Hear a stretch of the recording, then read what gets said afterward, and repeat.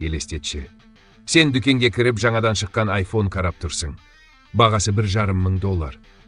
Ал енді тыңда, сол ақшаға тіпті одан да арзанға Қытайда көлік алуға болады. Иә, нағыз көлік, дөңгелегі бар, есіктері бар. Ең бастысы жүреді. Қытай шын мәнінде мини көліктердің жаңа дәуірін бастап кетті. Мысалы Чанлинемека. Бұл электрокар бар болғаны $900 тұрады. Салмағы 400 килограмдай ғана. Жылдамдығы сағатына 32 шақырым, бір қуатпен 60 шақырымға дейін барады. Ішінде не бар дейсің бе? Дисплей, музыка, камера, тіпті артқы жүріс те бар. Мұндай көлікке жаяу жүргендер қызыға қарайды. Бірақ бұл тек басы ғана. Қытайда бұдан да мықты, бірақ әлі де арзан модельдер бар. KBW4, BTTEC BD-Car K5.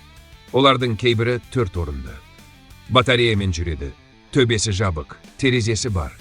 Бағасы ше $1,000-1,500 дейін. Яғни iPhone-нан әлі де арзан. Ал енді нағыз феномен, Улин Mini EV. Қытайда ең көп сатылатын электрокар 4 орынды, сағатына 100 шақырымға дейін шабады.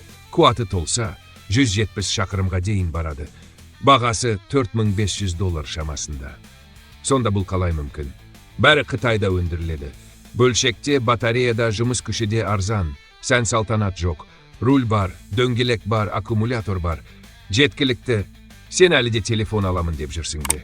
Қытайда бұл ақшаға жұрт баяғыда көлік мініп кеткен. Мүмкін iPhone емес. Өмір салтын ауыстыратын уақыт келген шығар.